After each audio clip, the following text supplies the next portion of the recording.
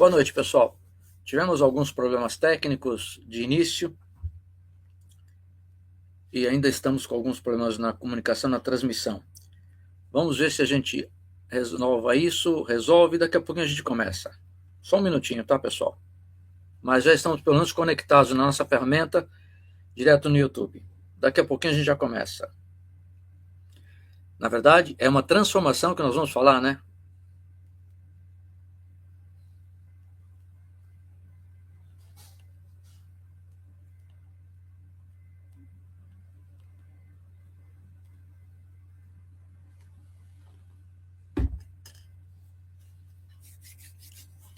Bom, já estamos com a terceira etapa já construída de nosso processo de hoje.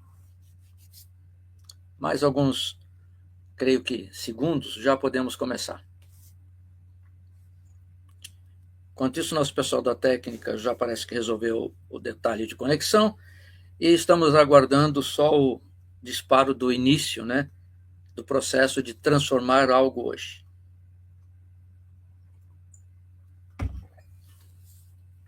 Como nós tivemos que mudar o link de conexão devido a uma perda de conexão com o YouTube, com o canal do YouTube, o sistema da live mandou de novo e-mail para todos os convidados, tem muitos convidados, com um novo link. Vamos só aguardar um pouquinho mais.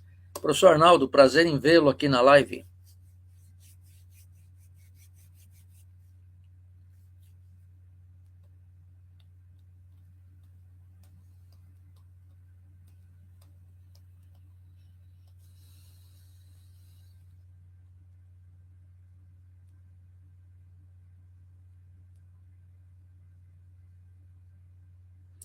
Gustavo, boa noite. Gustavo, professor Luciel, da Argentina, hein? Nos prestigiando.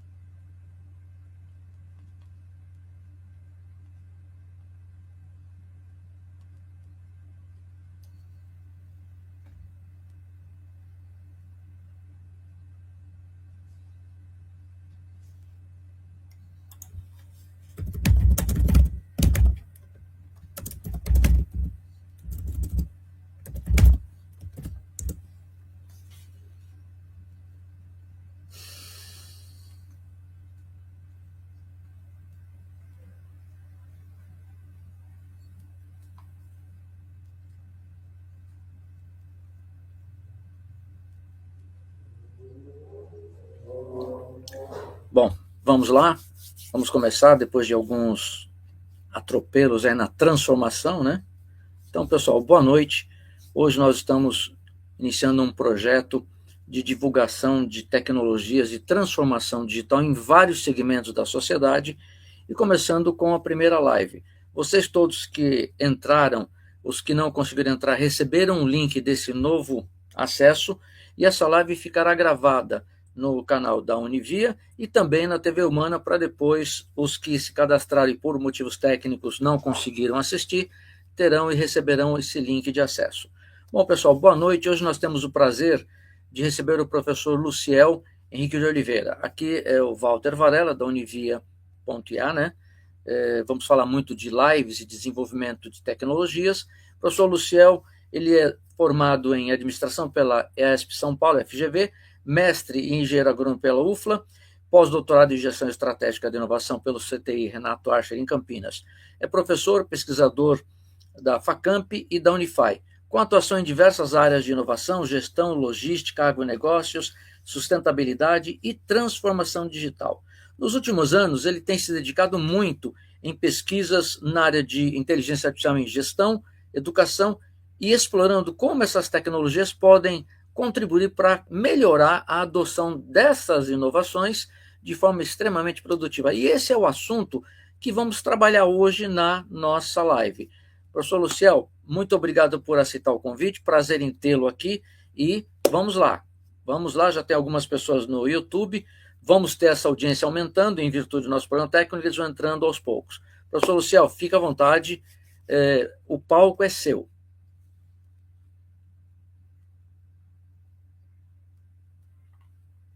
Seu microfone primeiro. Boa noite, pessoal. É um prazer estar aqui participando dessa live. E eu queria começar com uma pergunta bem direta, uma reflexão, né? Se a IA já está mudando os negócios e se você está acompanhando essa mudança ou está ficando para trás. Esse é o mote dessa conversa. Eu queria conhecer um pouco de vocês antes e eu peço que vocês coloquem no chat o seu nome e de que cidade você está participando, que depois a técnica vai ajudar a gente a falar um pouquinho sobre isso. Nós vamos discutir hoje uma questão muito prática, e é o que eu quero que vocês entendam um pouquinho. A ideia dessa live é mostrar, primeiro, as aplicações reais de inteligência artificial nos negócios, o que está acontecendo mesmo, como que a IA apoia as decisões estratégicas que estão sendo feitas, o impacto na produtividade e as oportunidades que surgem daí.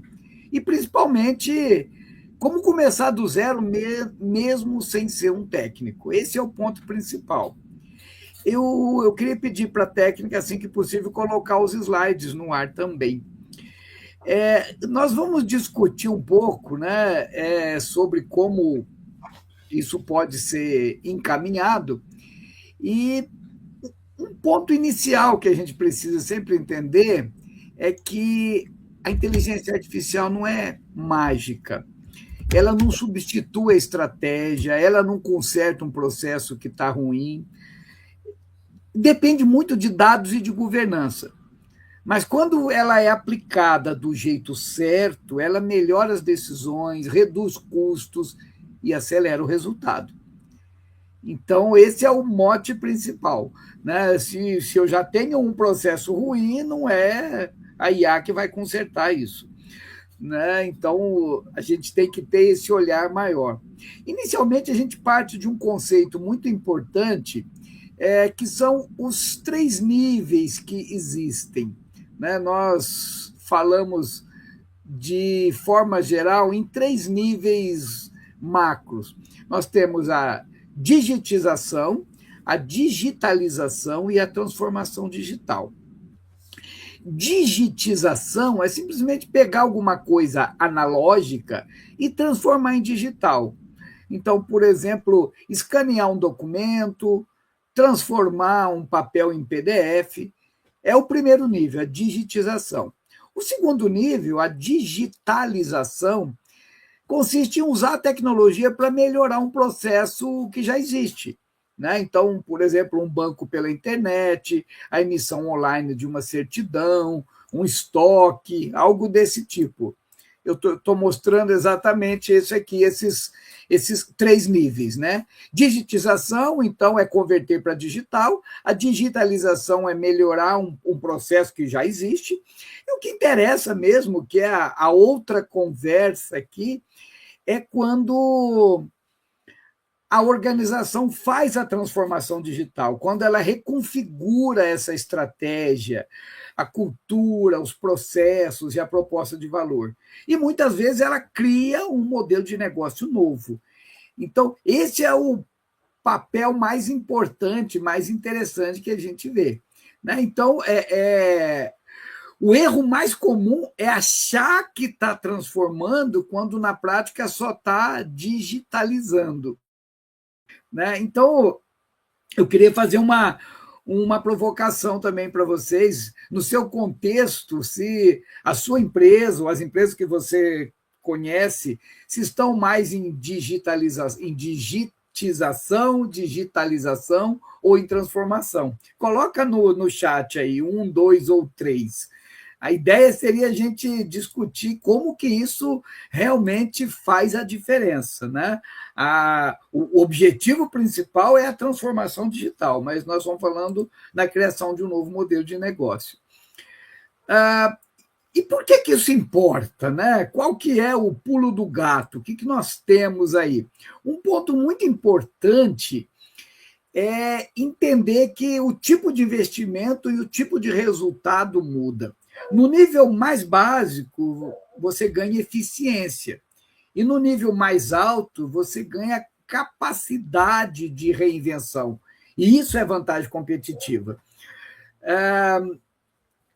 Se eu for levar para a linguagem de negócio propriamente dito, a IA, de uma forma bem direta, numa visão clara, nós estamos falando em algo bem diferente ou bem prático. Né? Se eu for falar em uma frase só, a IA consegue perceber padrões, fazer previsões e melhorar a produção. Ela reconhece padrões em dados, por exemplo, risco, demanda, fraudes. Ela faz previsões e recomendações, por exemplo, o que vai acontecer e o que fazer. E com a IA generativa, ela pode produzir texto, resumo, rascunhos, vídeos, imagens, né? E, enfim, conteúdos de uma forma geral. Esse é o ponto mais importante que nós temos que entender hoje. Né? Então, de uma forma bem prática, quando a gente trabalha com a IA, a gente começa a ver uma outra visão. Né? E onde que a IA gera valor? Né? A gente tem, num primeiro momento, que entender que nós temos uma diferença aí. Né? A gente está numa fase... está saindo de uma fase inicial, onde a IA ainda está causando muita euforia, né? Mas já está caindo na real para entender que a IA não é a solução para tudo, não é essa panaceia que resolve tudo. Né? Então, vem essa questão que nós temos que entender. A parte do modismo, que saía para resolver tudo. Depois, a segunda parte, se eu não tenho esse controle, eu tenho um piloto sem métrica para depois ter o valor comprovado. Então, nós temos que entender que é um processo e um mecanismo que a gente vai desenvolver no passo a passo. E é muito importante a gente discutir isso, os mecanismos de transformação. Né? Onde é que a IA paga essa conta? Qual que é a preparação que a gente tem? Nós falamos basicamente em 5 mecanismos que resumem muito bem isso que nós estamos falando aqui. Né, que nós trabalhamos com esses mecanismos como um mapa completo. O primeiro mecanismo é a automação de decisões. Decisões de alta frequência passam a ser apoiadas por modelos de inteligência artificial. Exemplo típico, análise de crédito em tempo real. Então, eu consigo tomar decisões rápidas e muito mais seguras. O segundo mecanismo são a escala sem custo marginal crescente, que isso faz uma diferença grande. Você atende muito mais gente sem multiplicar o custo humano no mesmo ritmo. Exemplo, atendimento digital em grande escala. O terceiro é a personalização em escala, que é a possibilidade de oferecer uma experiência sob medida para milhões de pessoas sem virar artesanal. Né? Exemplo típico, recomendação de aplicativos de varejo e de serviços, ou que a Netflix faz, por exemplo, quando nos recomenda um novo filme ou uma nova série de acordo com as preferências. Depois nós temos os novos modelos de negócio. As empresas passam a se estruturar em torno de dados e algoritmos, e não como acessórios. Então, nós temos as plataformas de inteligência artificial para pequena e média empresa, para empresa de um setor específico, como mecânica, alimentação ou de saúde. E o último, nós temos a aceleração do ciclo de inovação. Aí há encurta ciclos de testes, de análise e de aprendizado. Né? Então, eu uso para reduzir ciclos de tomada de decisão e que me leve a um modelo mais interessante. Vamos ver algumas histórias, alguns casos que fica mais fácil para a gente entender aqui. Por exemplo, nos serviços financeiros. Vamos pensar no que era antes conceder crédito no modelo tradicional. Levava dias, tinha que ir na agência, muito papel, muita fila. Hoje, muitas instituições usam o machine learning, né, ou o aprendizado de máquina, que é quando o sistema aprende padrões a partir de dados históricos, em vez de só depender de regras fixas. Na prática, o sistema estima a probabilidade de risco e apoia decisões de como aprovar, como ajustar limites e juros, se é necessário pedir mais informação, né, ou encaminhar para análise de uma pessoa. O ganho aqui é velocidade e consistência, mas com um cuidado essencial. Isso só funciona bem se eu tiver dados de qualidade, se eu tiver monitoramento e governança para evitar viés e erros. Esse é um exemplo bem claro de automação de decisão mais velocidade de negócio. Uma segunda situação, um segundo exemplo, a gente poderia falar numa situação básica, de uma torre de controle. Né? Vamos visualizar uma cena bem real. Né? Imagina uma segunda-feira, 8 horas da manhã, a empresa abre com volume normal de pedido e, de repente, estoura um pico de pedidos. Pode ser devido a uma promoção, a chuva numa certa região, ou um evento. O que acontece? Em poucos minutos, o atendimento começa a receber muito mais mensagem, a logística começa a ser muito pressionada, o estoque girando mais rápido, e a operação inteira tem que tomar milhares de decisões rápidas. Tipo, qual pedido vai primeiro, qual rota faz mais sentido agora, onde que eu devo realocar os entregadores, como evitar atraso. Aí é que entra essa diferença entre operar no braço, na raça, e operar com inteligência, operar com IA. Nesse caso, uma regra fixa não dá conta, porque o mundo mudou, o trânsito mudou, a demanda mudou, o comportamento. A operação em escala precisa ter um cérebro que ajuste o sistema em tempo real. E aqui que vai o ponto. Quando a IA entra, ela vira uma espécie de torre de controle da operação. Ela ajuda a prever o que vai acontecer nas próximas horas, antecipar gargalos, sugerir replanejamento, reduzir o retrabalho. Isso aparece em vários lugares. Na logística, para otimizar a rota e estimar o tempo, no varejo digital, para equilibrar estoque, evitar rupturas. Enfim, em escala, a IA não é acessório, ela é infraestrutura. E é isso que permite crescer sem perder qualidade, sem explodir o custo. Né? Então, isso faz uma diferença muito grande. E nós vamos entender um pouquinho agora a questão das aplicações práticas. Eu vou trazer alguns exemplos aqui. Nós temos 8 grandes áreas que a gente poderia falar, eu vou citar alguns exemplos práticos aqui. Em primeiro lugar, no atendimento, né? A gente sabe que a IA pode resumir uma conversa, sugerir uma resposta, classificar clientes, priorizar urgências. Né? Qual que é o resultado esperado que eu tenho? Menos tempo por atendimento, mais consistência, mais satisfação. Né? Então, eu posso... Como é que eu começo? Mapeando as dúvidas mais comuns, criando uma base de conhecimento organizada, fazendo um piloto com uma equipe. Claro que eu tenho que ter cuidado com privacidades, alucinações da IA. A resposta tem que estar sempre baseada em informação confiável e com supervisão quando necessário. Mas esse é um ponto muito importante que nós temos aqui. Depois nós podemos falar também em aplicação em vendas e marketing, por exemplo. Né? A IA ajuda a segmentar, a prever o churn, que é quando o cliente vai embora, cancela, fica inativo ou para de comprar. Né? A IA pode recomendar uma próxima oferta, personalizar uma comunicação. Eu vou conseguindo ver várias sugestões que vai trazer como resultado mais conversão e mais retenção. Como é que se começa? Escolhe o que nós chamamos de um funil específico, por exemplo, um carrinho abandonado, e testa um piloto com uma métrica muito clara. Tem que ter cuidado com viés e com mensagens erradas. Aí isso implica em revisão de campanhas e outras mudanças. Um outro exemplo que nós podemos ter também, que é bastante interessante aqui, é a gente falar na área de finanças, né? E riscos. Os modelos ajudam a detectar uma anomalia e uma fraude.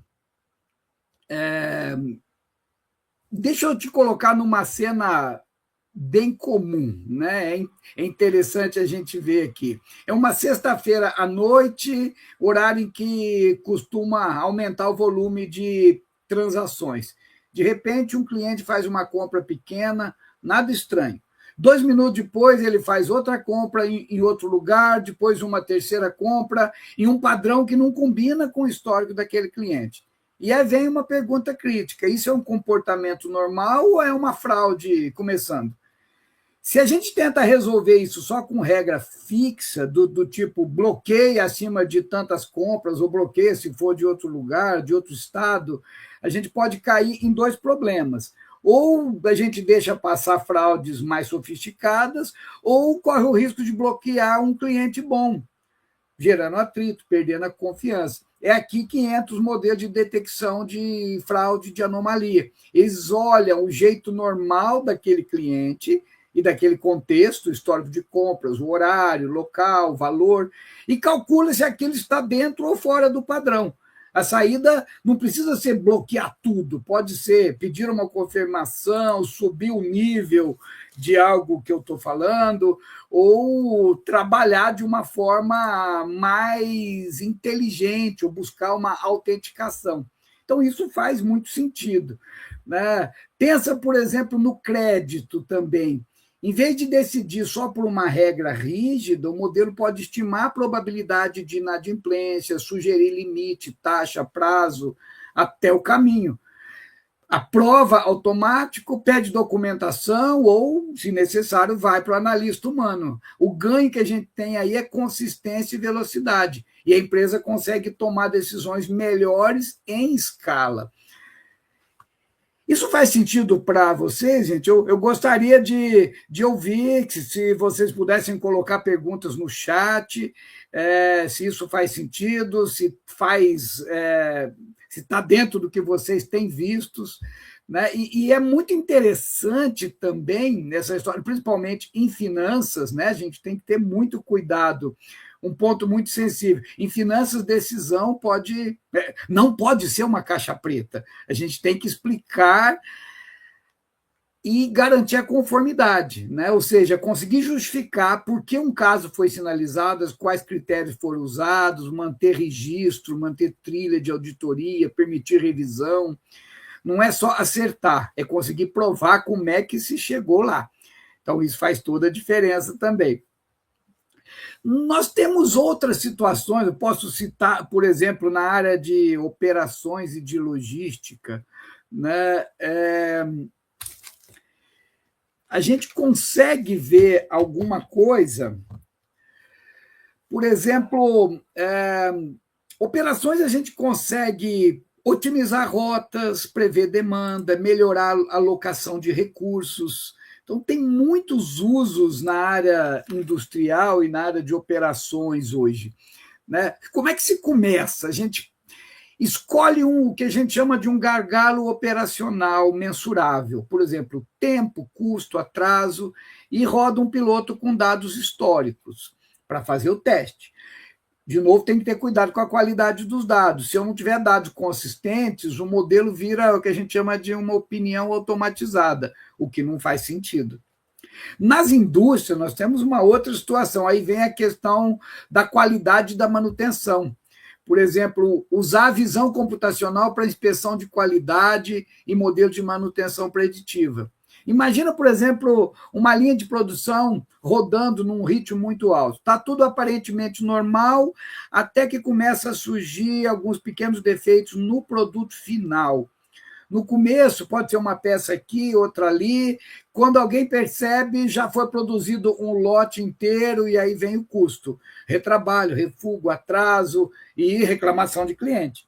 É nesse ponto que, por exemplo, a visão computacional consegue mudar o jogo, instalando câmeras na linha, que inspecionam o produto em tempo real, que identificam padrões de defeito que o olho humano não consegue perceber, especialmente quando o volume é alto e a inspeção é muito repetitiva. O benefício, nesse caso, não é só detectar, é detectar cedo, antes de virar uma perda muito grande, né? Então, isso faz uma diferença enorme, né? E a gente pode ver isso até do outro lado, né? Pensar em um equipamento crítico numa indústria, sei lá, um compressor, uma prensa, uma esteira, ele não quebra do nada. Geralmente ele dá sinais antes, vibração, temperatura, ruído, consumo de energia. Com manutenção preditiva, a gente aprende esses sinais e consegue agir antes de uma parada não planejada. É isso que a IA consegue ver. E o cuidado aqui é muito importante. Isso só funciona de verdade quando integra com o chão de fábrica, com sistema, com rotina, com manutenção, né? Senão, você toma uma decisão em cima de um dado errado e perde a confiança no projeto.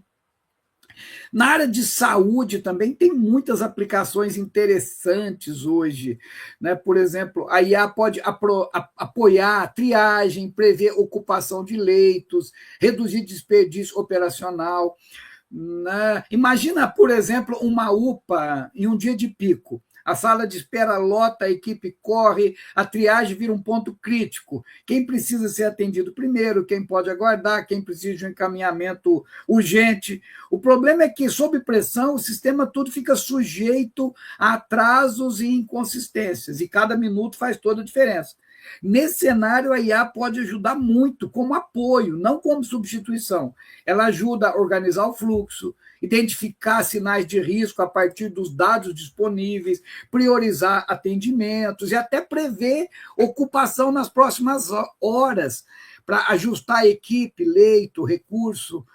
Além disso, ela pode até reduzir desperdício operacional, melhorar o agendamento, evitar a ociosidade num ponto e superlotação no outro. Como é que se começa isso do jeito certo?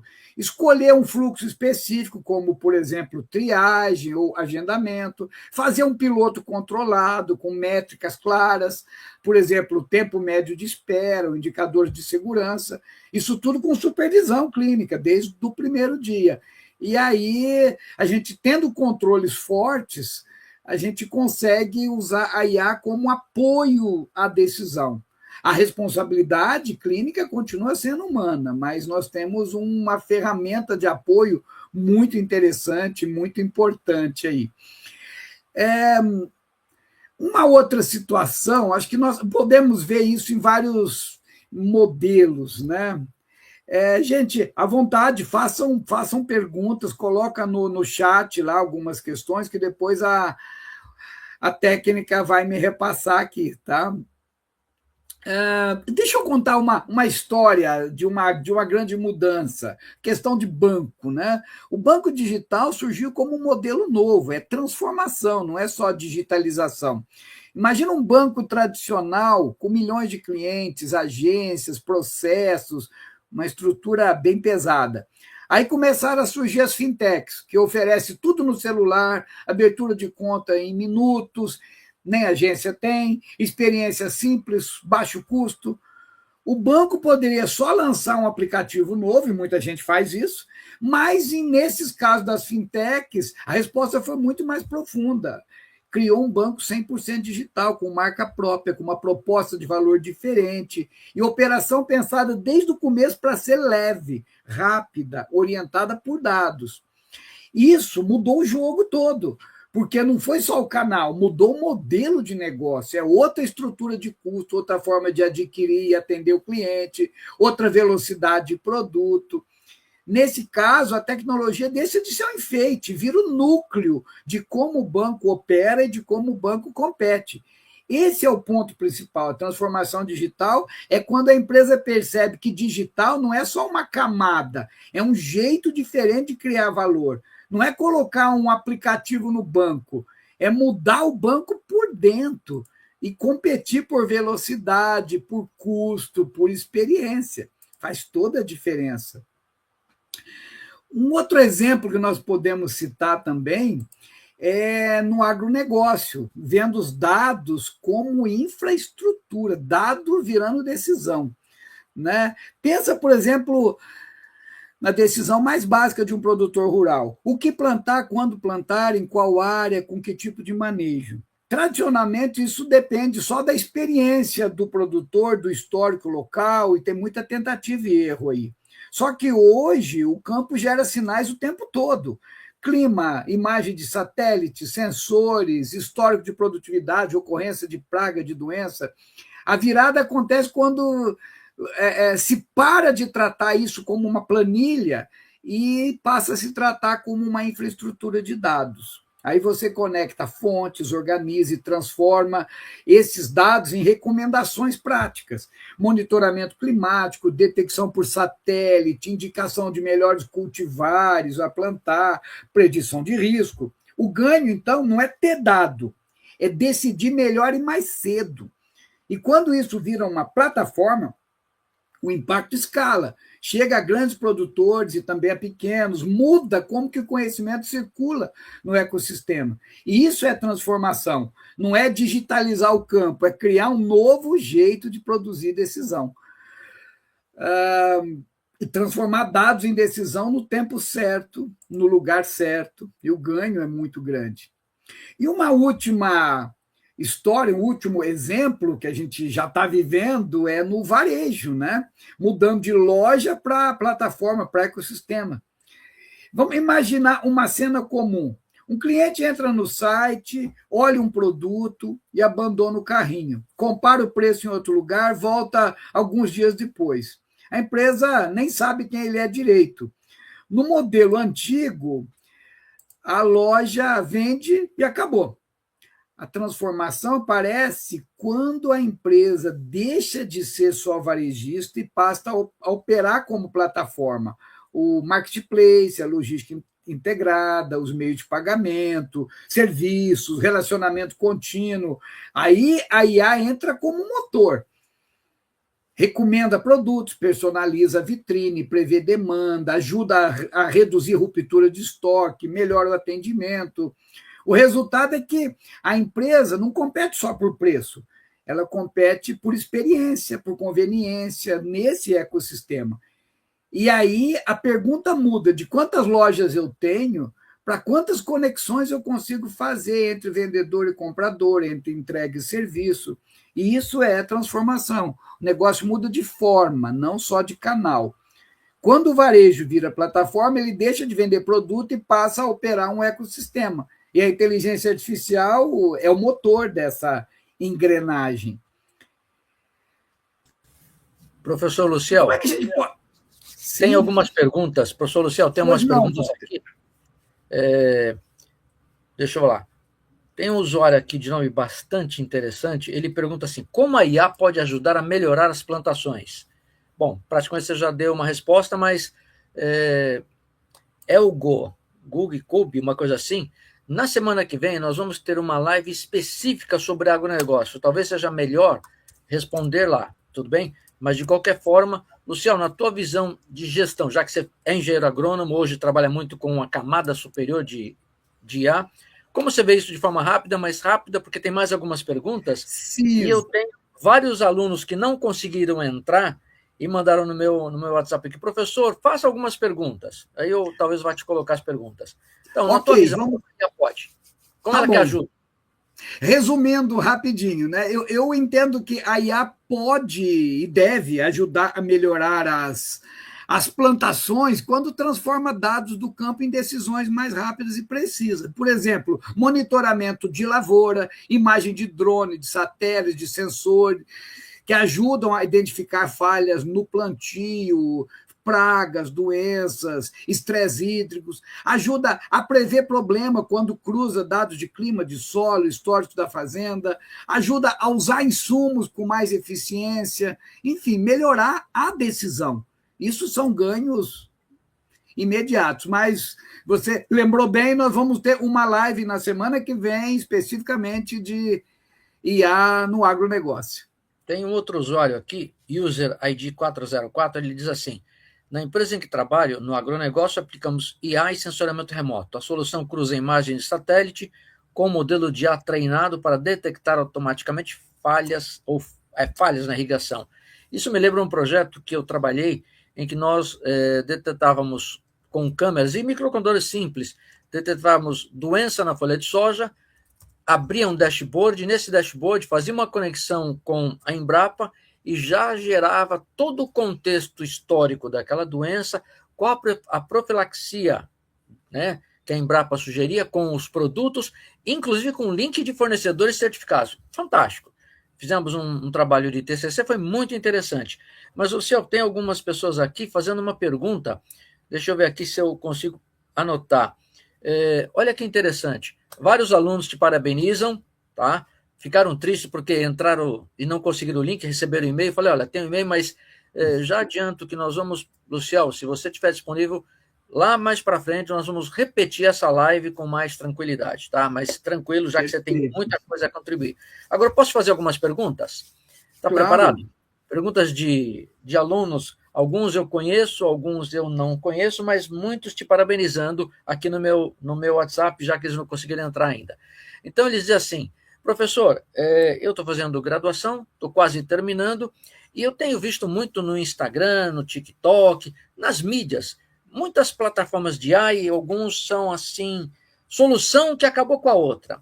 E eu estou pensando, será que fazer esses cursinhos ou cursos, não sei, me capacita a trabalhar realmente com projetos de IA nas empresas? Ou qual é a sua visão? Eu preciso fazer mais alguma coisa?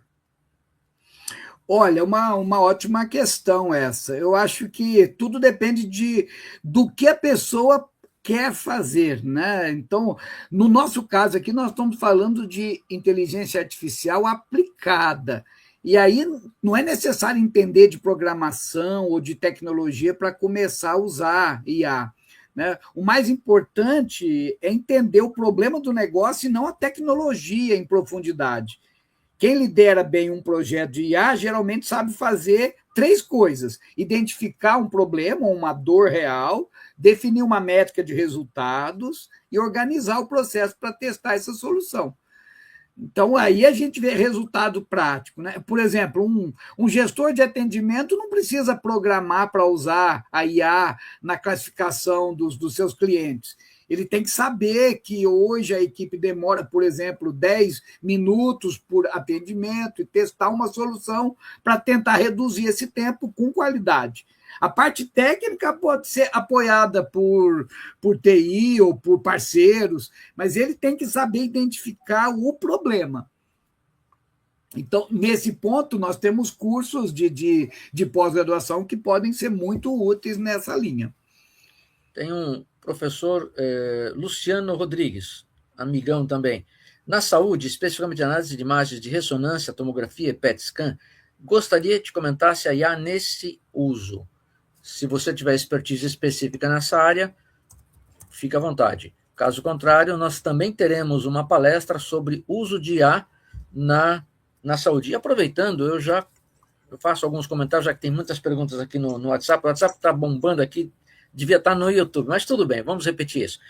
Alguns alunos perguntam assim, eu estou precisando desenvolver projetos. E um diz assim, meu pai, deve ter algum tipo de negócio, contratou um consultor, ele instalou uma IA, funcionou por um tempo, e quando deu problema, ele falou, tem que contratar outra IA. Então, o que o pessoal está meio complicado é que eles utilizam uma IA, não vou citar nomes, em outras palestras, webinars, nós vamos usar e mostrar IAs específicas funcionando, essa é a proposta.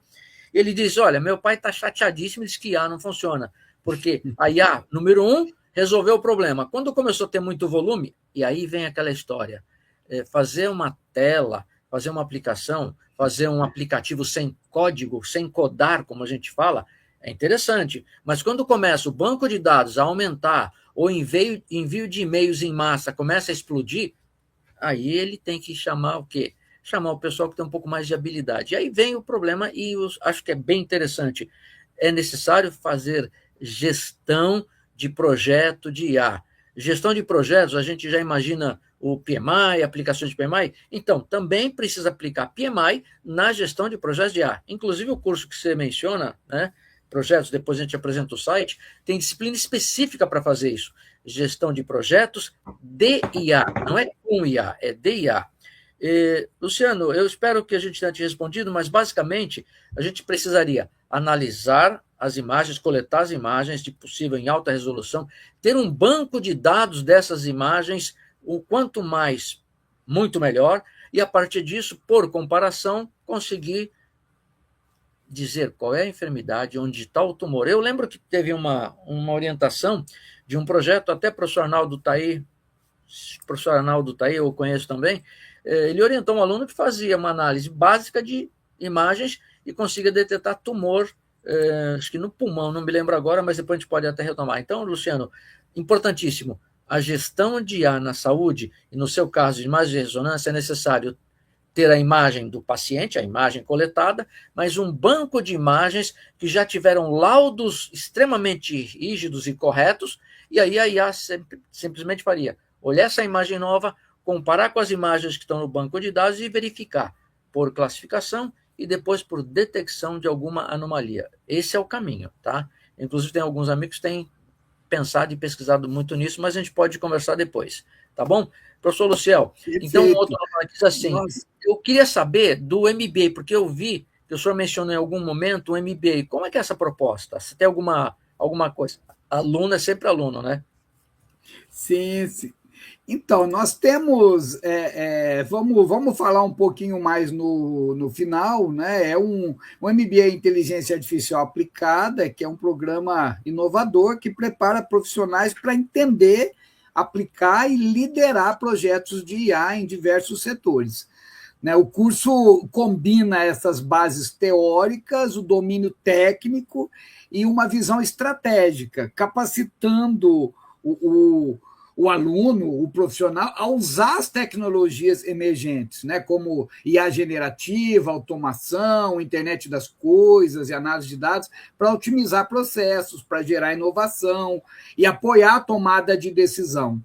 Isso tanto faz em organizações públicas e organizações privadas.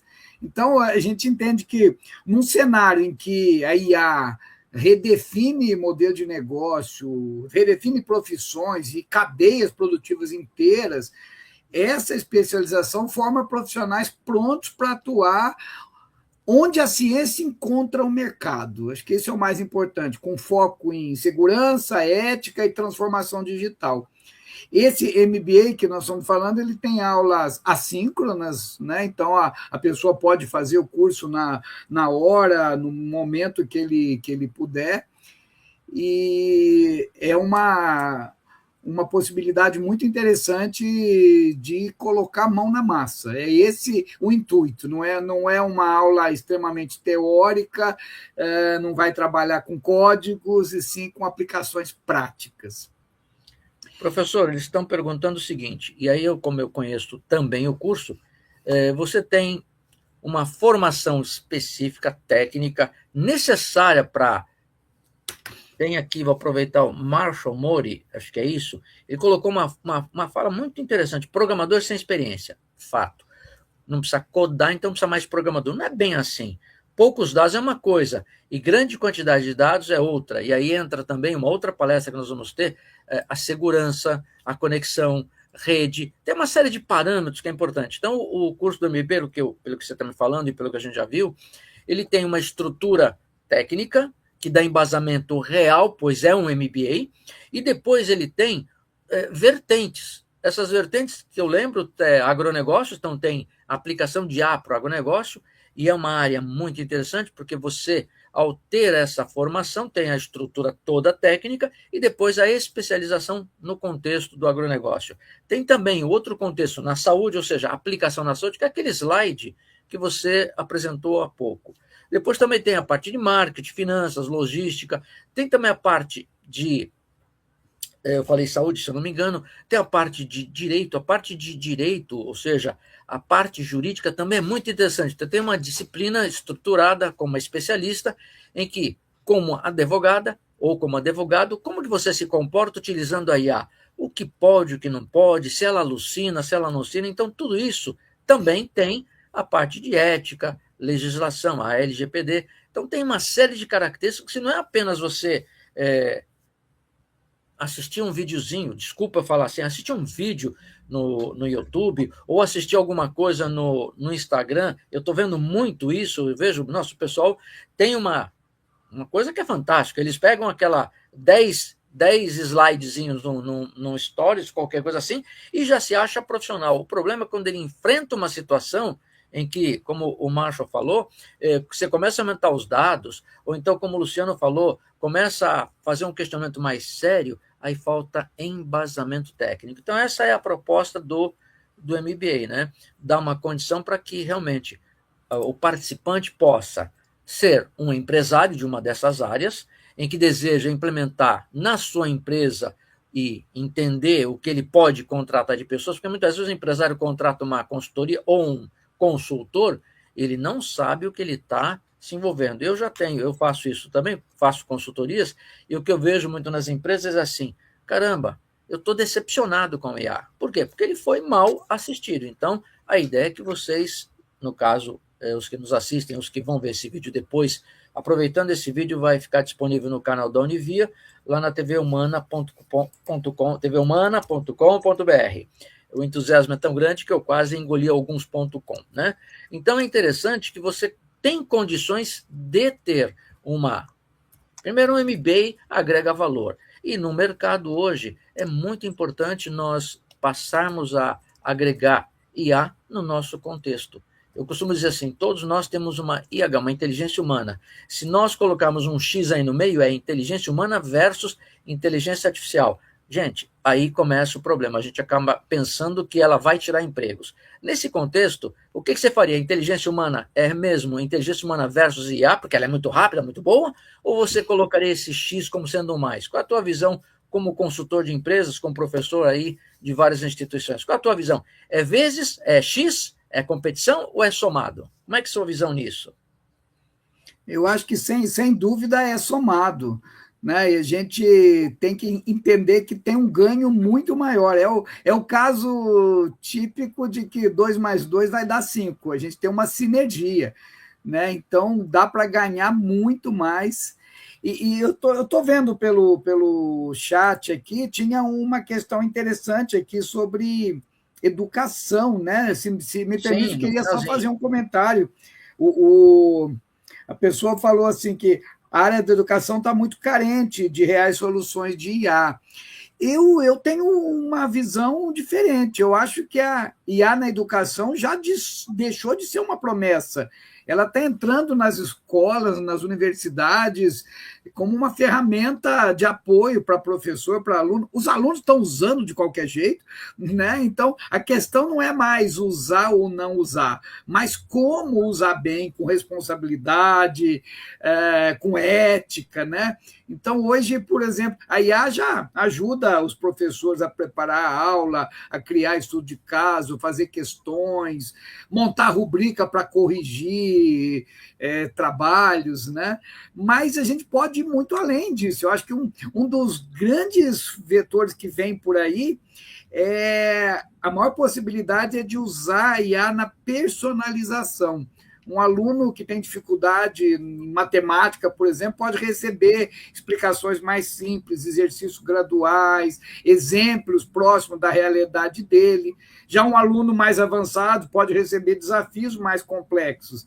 Então, aí, ou seja, a IA traz um conceito muito maior. Ela não é mais um atalho para responder, mas um apoio para pensar melhor, para estudar e ensinar melhor. Olha que interessante, eu sou dessa área também, são visões muito interessantes. Já existe todo um arcabouço de ferramentas para a educação.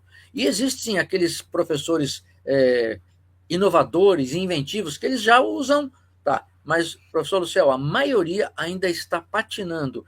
Mesmo no chat ele faz algumas perguntas, e se ele tivesse uma condição melhor, ele escreveria todo o seu conteúdo, faria o que você falou, avaliações específicas para cada perfil de aluno, mas a área de educação ela é muito ainda carente de profissionais realmente testados, verificados. Mas não é só ela, não. A área de direito, todas elas, a gente fez uma pesquisa quanto a isso, todas elas já têm a IA impregnada, mas com poucas pessoas. E aí o foco de um treinamento, de melhorar essa capacitação, tende a dar grandes subsídios. Imagina o seguinte, você falou de várias situações aí nos seus slides. E, por exemplo, na indústria. Hoje, a indústria 4.0 é uma realidade aonde, se você fizer um estudo de grau de prontidão das empresas, as grandes estão, mas as médias e pequenas ainda patinando, ou porque é cara, ou porque falta mão de obra qualificada. Então, a proposta é interessante exatamente nisso.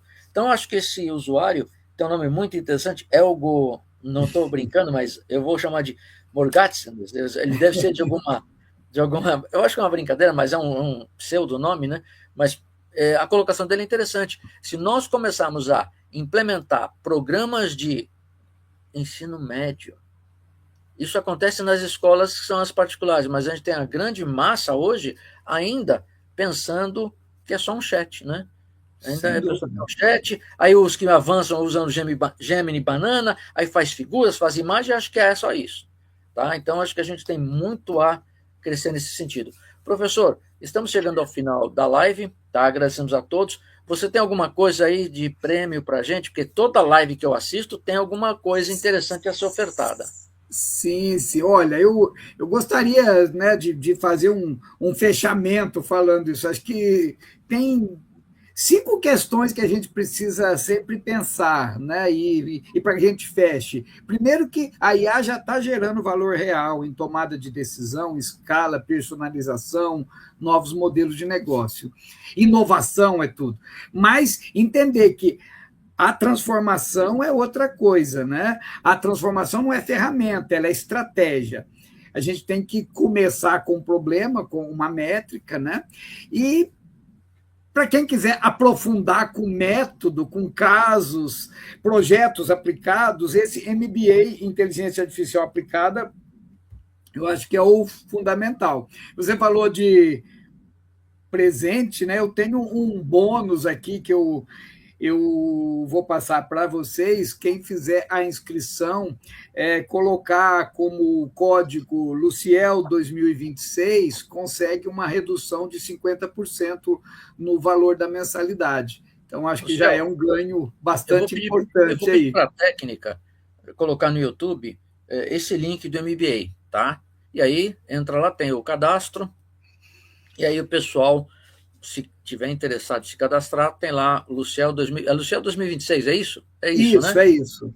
Muito Perfeito. Bem. Então, quem quiser se inscrever no curso, está lá, as inscrições estão abertas. Uma outra coisa muito importante é que nós temos um grupo no WhatsApp, que é um grupo gratuito, onde nós compartilhamos com várias pessoas muita coisa nova de IA. A gente dorme, no dia seguinte alguém diz assim, bomba nova, IA não sei o quê. Então é interessante, é uma forma da gente se atualizar, já que fica difícil você procurar tudo o que está acontecendo no mundo da IA. Então, esse grupo, o pessoal da técnica já coloca daqui a pouco.